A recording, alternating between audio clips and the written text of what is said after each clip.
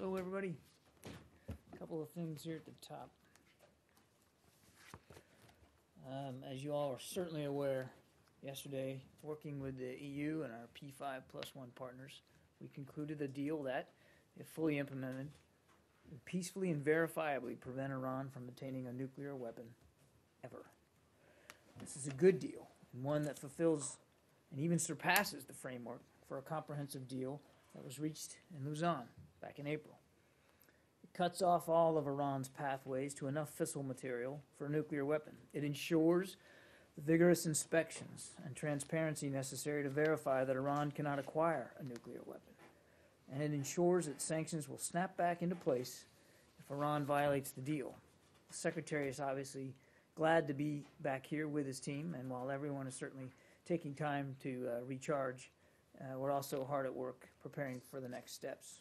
That includes getting the necessary documents to Congress for their review, briefing members, and preparing ourselves for implementation of the deal.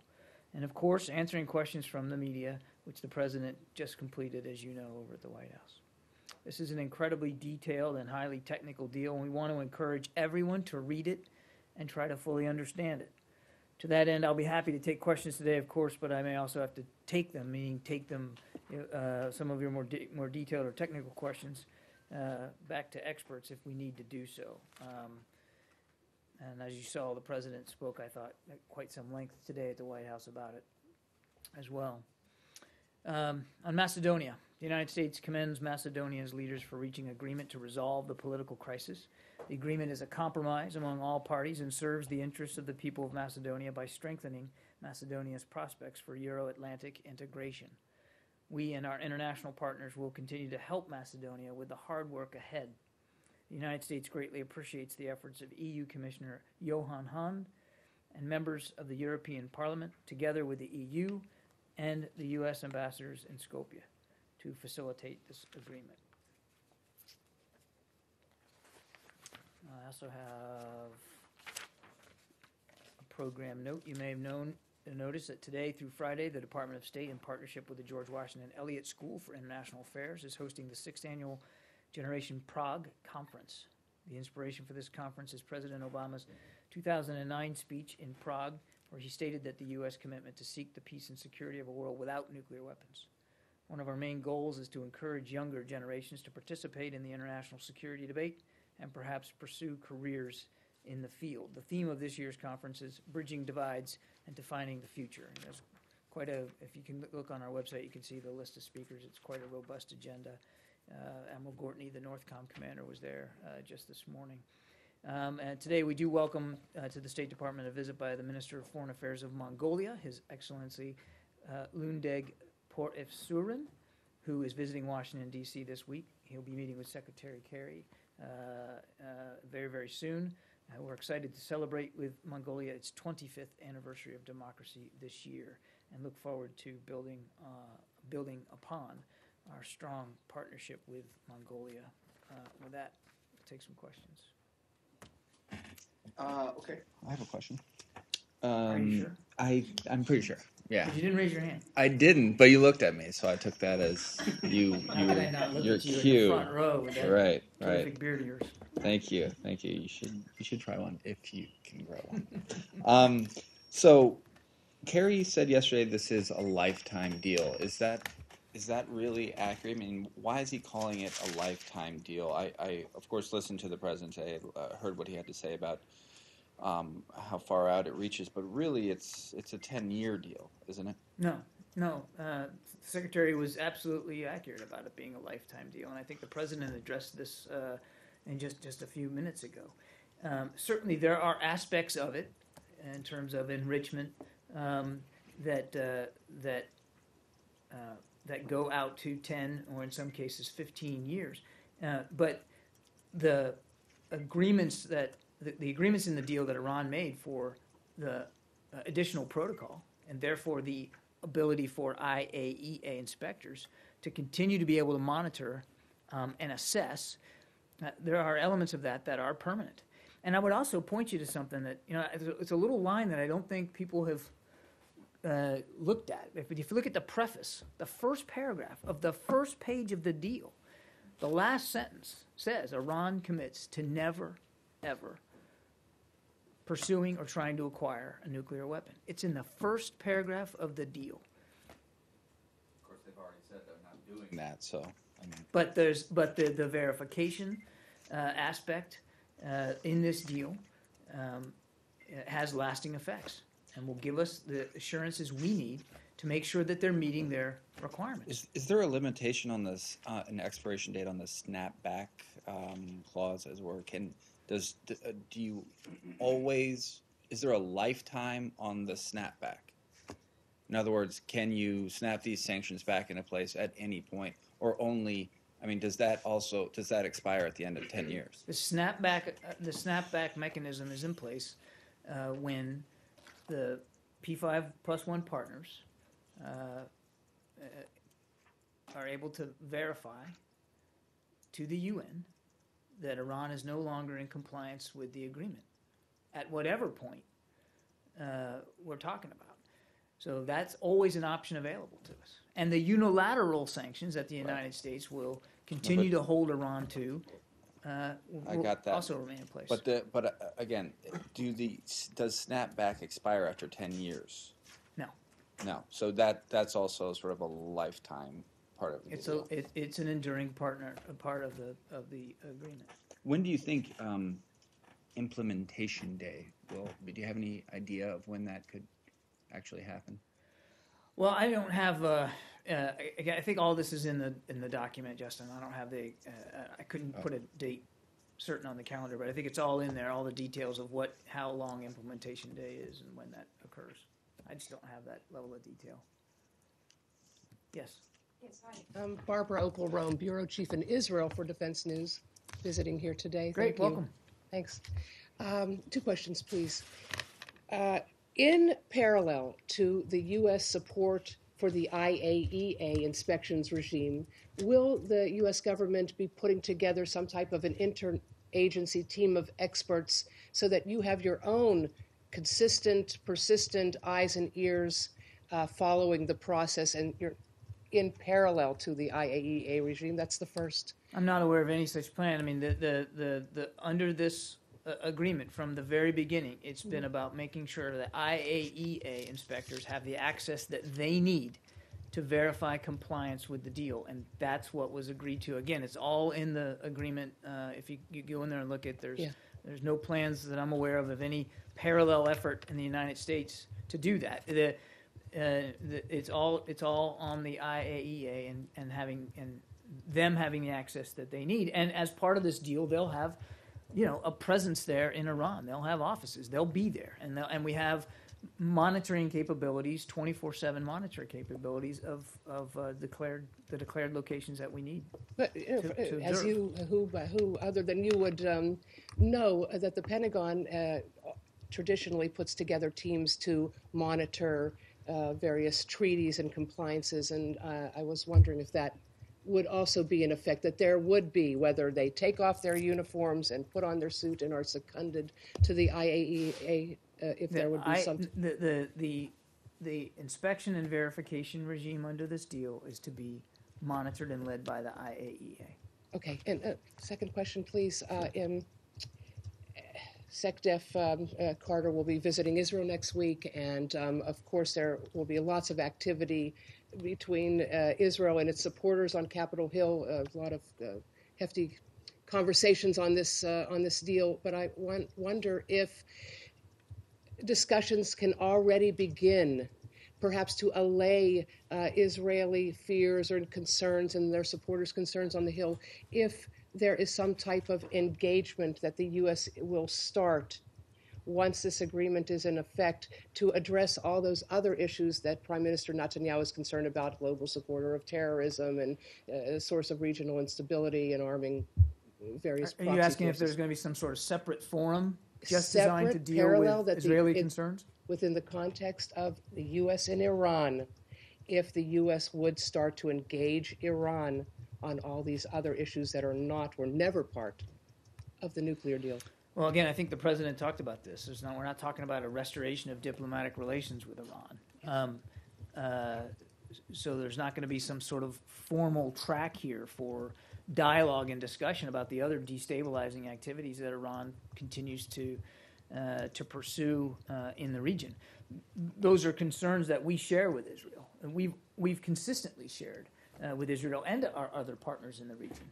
And nobody's going to turn a blind eye to the other activities that we know Iran continues to pursue, whether it's support for Hezbollah or the Houthis, whether it's human rights abuses, or even, as I think the president talked to, our ongoing concern about these four Americans in Iran, the three that we know that are being detained there. So this was a deal around making sure they cannot get a nuclear weapon. All the other concerns that we have with Iran remain issues of concern, and we have vehicles in the United States government to deal with those concerns, whether they're sanctions or other approaches that we can take to try to deal with this, to include a consistent, persistent U.S. military presence in the region, which is not going to go away. And I won't speak for Secretary of Defense, but as you rightly pointed out, he's on his way over to the region. And again, I'd point you to my colleagues at DOD, but I feel comfortable in saying, at the very minimum, that we can be assured that one of the messages that Secretary Carter will take is one of continued American commitment to our security commitments to our allies and partners in the region. Mm-hmm. Yes, Pam. The president mentioned this is in terms of dealing with conflicts in which inspectors want access to a site and Iran is reluctant to grant access. The president mentioned there were provisions to override Iran's objections. He also talked about the 24-day period to get a clarification. Can you elaborate on what happens after that point if there is still no consensus on whether or not inspectors should have access to a site? Say that last part again. If Iran continues to object beyond that point, can you elaborate on what are the alternatives?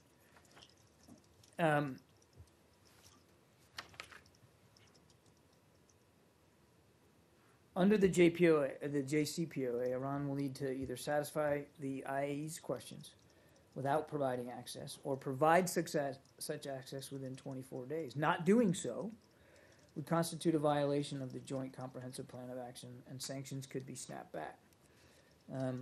Our experts believe that this is a short enough time that even if Iran were to attempt to clean out a location before granting access, particle evidence is not easily removed. You heard the president talk about that.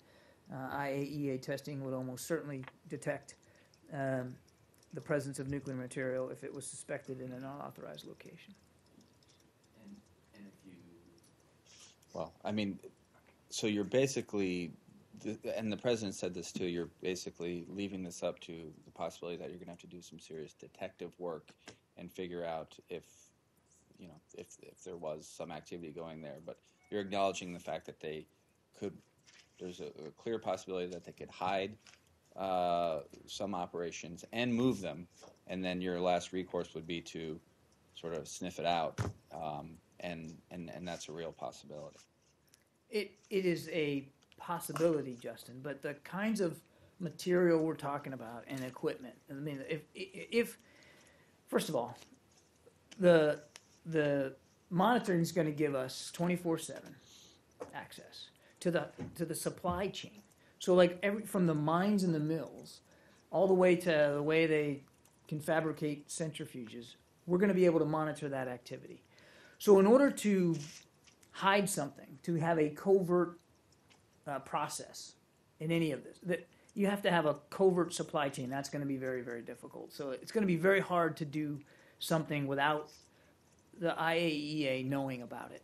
But in the hypothetical sense that they did or they could, there's these kinds of processes are highly technical and require a lot of resources, and it's going to be difficult to hide that. If to take your hypothetical out all the way, if they were able to somehow remove, we will be able to detect. There will be this kind of material is easy to detect. Or it can be detected. I shouldn't say easy, but it can be detected. So I don't think there's a great level of concern about this 24-day process. And there is, as the president noted, a resolution process here whereby that their objections can be overridden and the access can be had if it needs to be had. And I think the Secretary is very comfortable with the provisions in the deal with respect to that regard. Yeah. But for the snapback to be in place, you would have to have a unanimous agreement between the P5 powers, correct? For the snapbacks. Right. If, Because it would go to the UN Security Council. Well, what would happen is we'd have some sort of evidence, right, of non-compliance that would be taken to the P5+1, that would then be taken to the UN for final adjudication. But the snapback would be immediate at that point. Yes. Hi, my name is Jalil Afridi. I'm from Frontier Post, an English newspaper from Pakistan. My questions are two interlinked a little bit. Recently, there was a discussion between Taliban leadership and Pakistani government. They held a dialogue in Murree, and according to reports, the U.S. presence was also there. And today, Mullah Omar has given a statement to AFP, which has been carried by Newsweek as well. So I want to know if the U.S. was really part of this dialogue process, because we have not heard from America whether they were in that peace process, in that dialogue process or not, which took place about 2 weeks ago in Murree. Yeah, at the invitations of the governments of Afghanistan and Pakistan, the U.S.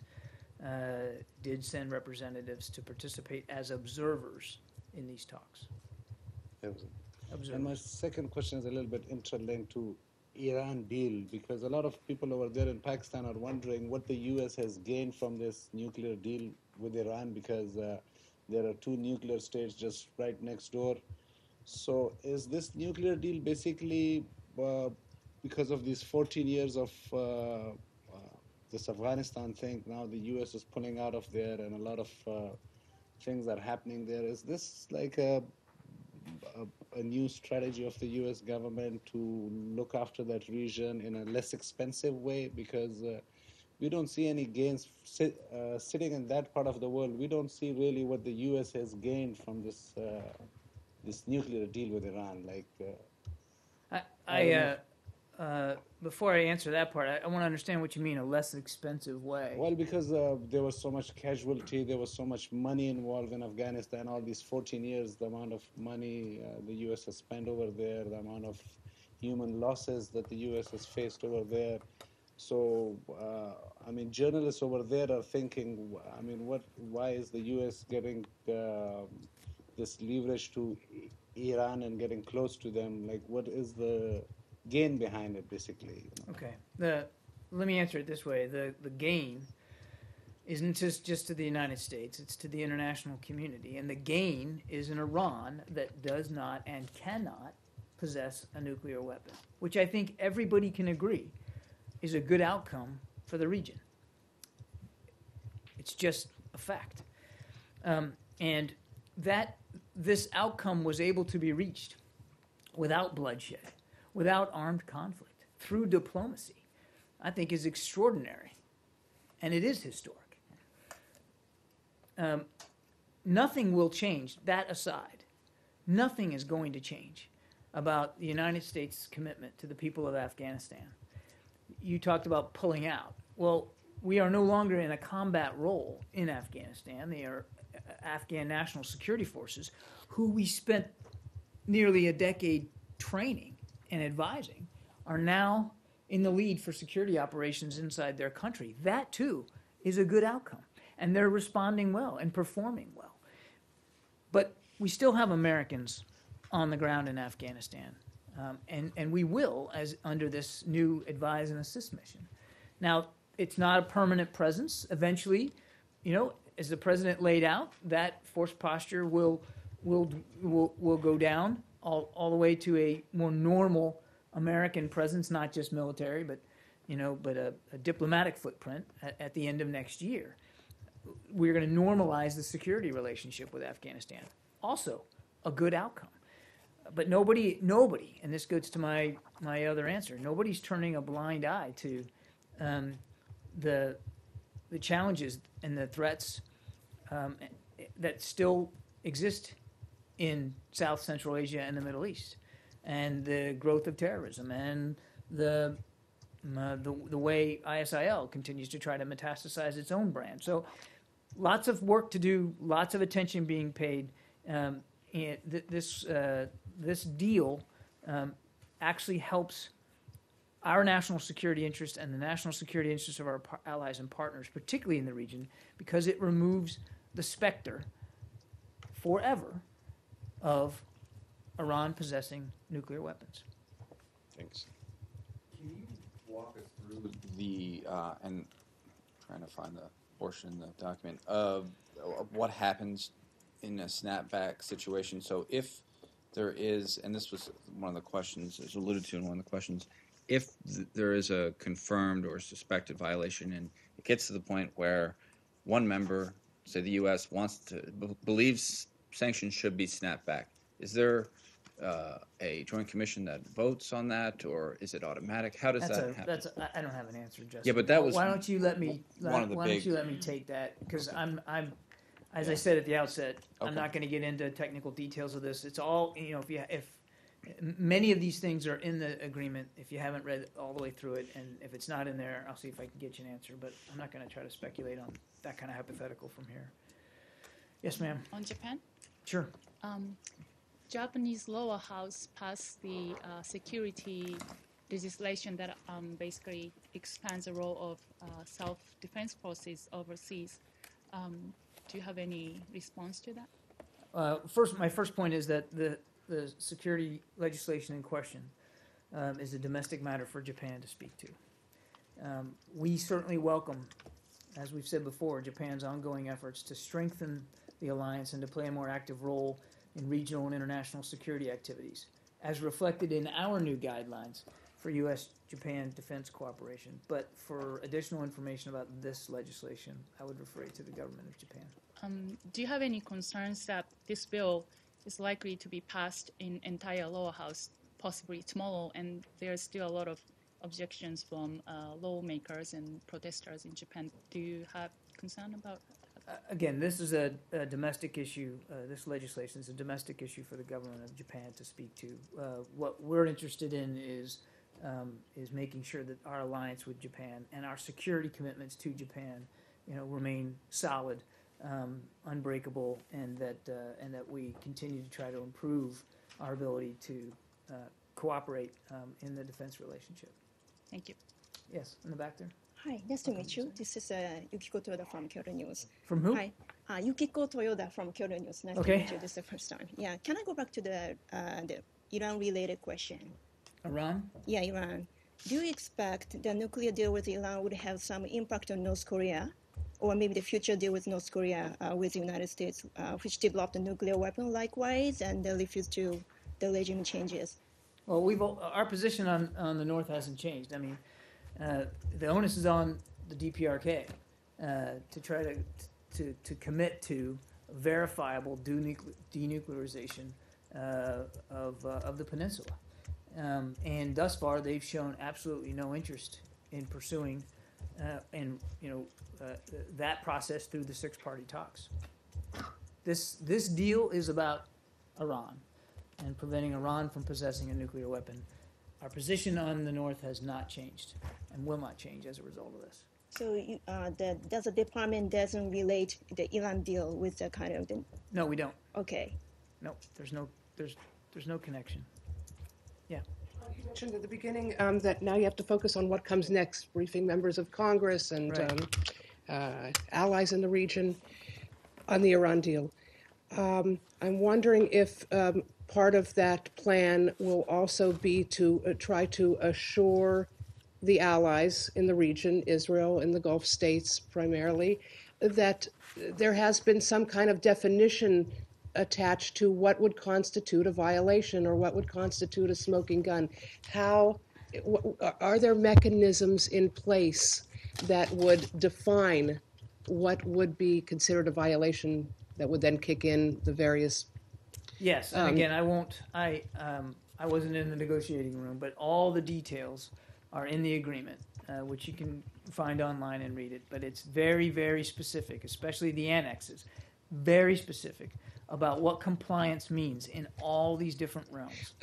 Very specific, but they did not identify what it means by a violation. I mean, you can have a Talmudic interpretation of these things, and it could be a potential aggravation point. I don't know what Talmudic means. People can interpret it for what they, like in the Bible, you pick out things that can prove your point. Well, look, again,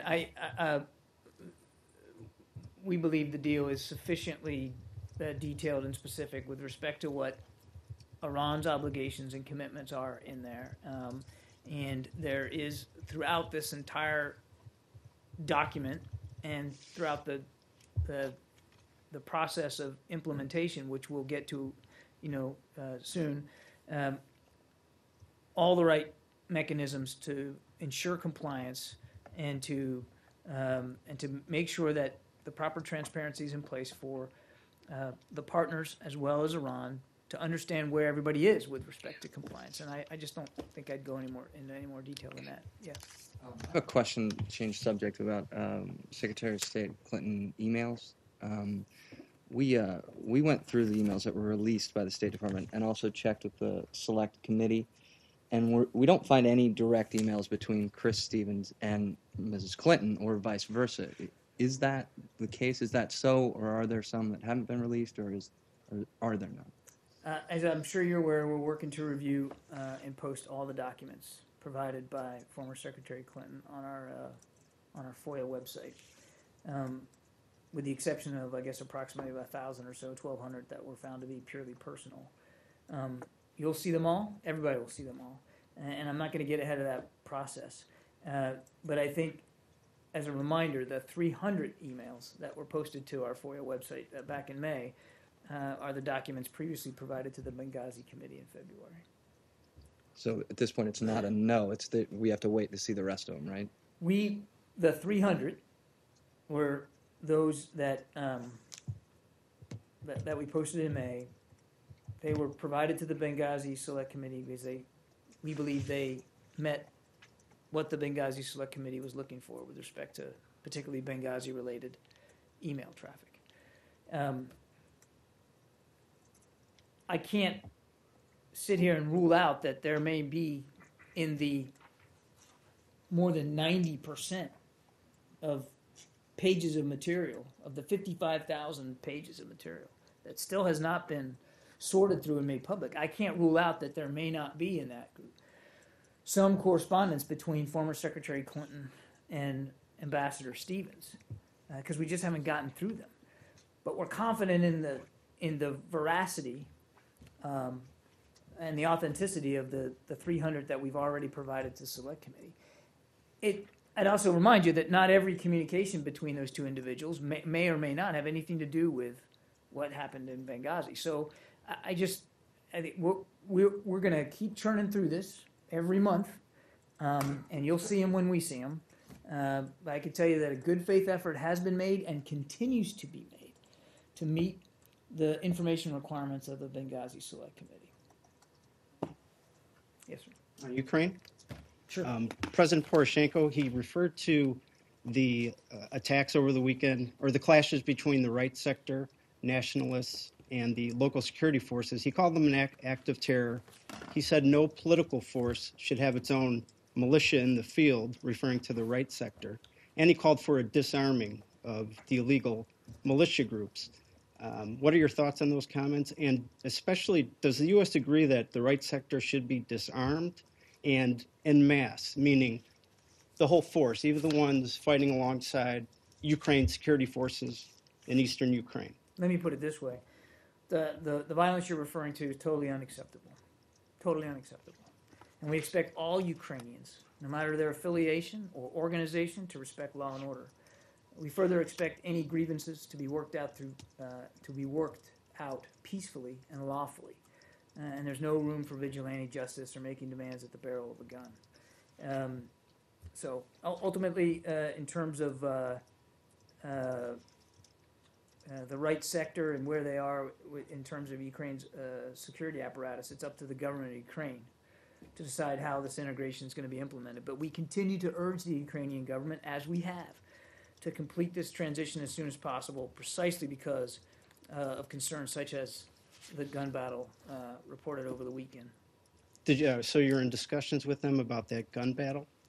We have been in discussions with them, routinely about all the activities inside Ukraine. I don't have any specific diplomatic conversations to read out with respect to this, but our position writ large about the transition of the security forces has been well known. And I'd point out that Assistant Secretary Nuland is in Kiev today. So the spotlight has been on the right sector now, and it's just the question is from the U.S. interest. We're going to be there, or we're there training these troops. Are you worried about this right sector? They seem to be fighting right alongside. They boast 10,000 fighters. And we're not. The U.S. is not training any members of right sector, and we continue to look forward to working with Ukraine to identify the best candidates for the U.S. provided training. Okay, I can take a couple more. Yeah, David. Thank you. I have a China-related question about Micron Technologies and the potential for a takeover by a firm backed by the Chinese state. Does the United States see any national security issue with such a takeover of a major technology firm by a company backed by the Chinese state? I'm not sure I understand. I'm familiar with the case you're talking about. So without addressing that specifically, we've long made our concerns over cyberspace with China. We've long made those concerns well known. When they were here a few weeks ago for the Strategic and Economic Dialogue, cyber was certainly on the agenda. This is an area where we don't always agree with the Chinese, but certainly with respect to both the security and the economic sectors, cyber activity was very much a part of the discussion, and we're going to continue, as we said we would, at the end of those couple of days, continue to engage the Chinese on our concerns. But I don't have anything specific with respect to this. Maybe I can repeat the question and for follow-up later. Sure. Thank you. Sure. Yeah. Pam. Venezuela.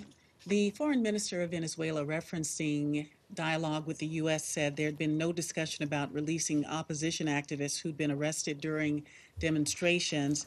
He said it would set a dangerous precedent of what he called apologizing for terrorism. What's your reaction? And also, is this in line with the U.S. position concerning detained opposition activists? I would say, look, writ large, we're still deeply concerned by the Venezuela's government's continuing efforts to intimidate political opponents, in some cases through the abuse of the legal process, and eliminating opposition candidates weakens the electoral process, undermines the principle of democratic pluralism. Unfortunately, this is not a new occurrence. As you rightly noted in your question, the Venezuelan government regularly targets individuals who speak out against it, whether it be opposition politicians, journalists, or members of civil society. So this is something that our positions remain consistent and clear on, and we routinely raise with Venezuelan leaders. Yes? On China, we have witnessed some incidents of the human rights abuse in the past few days. There are so many arrests of the lawyers and activists, and also there's the death of the Tibetan monk in the Chinese prison. Did you express the concern over these incidents directly through the diplomatic channel to the Chinese government? We routinely discuss our concerns about human rights abuses in China, routinely. And I put out a statement myself about the death of Tenzin Delek Rinpoche. So this is no, the concern's not new, and it's not new that we continue to raise it. We urge Chinese authorities to continue to work better to improve their human rights record. Or do you have new concern over their overuse of the national security law to kind of justify their human rights abuse? Yeah, I mean, look, we have talked about this before. The concern that we have that the law could be applied liberally in this particular way. We're concerned that provisions in the national security law could impede rather than expand links between China and the rest of the world. And we don't think that actions used under this new law to impede those links are going to do anything to strengthen China or to support the development and the growth of U.S.-China relations. I'll get to take a couple more. Yeah, go ahead. Okay, earlier this week, renowned Japanese filmmaker Hayao Miyazaki spoke out against the Futenma relocation facility and noted that a majority of Okinawans oppose it. Do you agree with the assessment that most Okinawans oppose the Futenma relocation facility? I'm not qualified to speak to Okinawan. But is that public not opinion. a concern of the State Department that a majority of Okinawans oppose the Futenma relocation facility? Construction of the facility is a meaningful result of many years of sustained work between the United States and Japan. And our understanding is that construction is going to continue. This is something we've talked at length about with the government of Japan. Certainly, I've seen the reports and understand some of the angst by people in Okinawa, but nothing's changed about our approach or our policies with respect to that facility. Yeah. Do you plan on doing anything to address those concerns? We have, through many different fora, consistently talked about the importance of this relocation and the degrees to which it helps strengthen our alliance with Japan.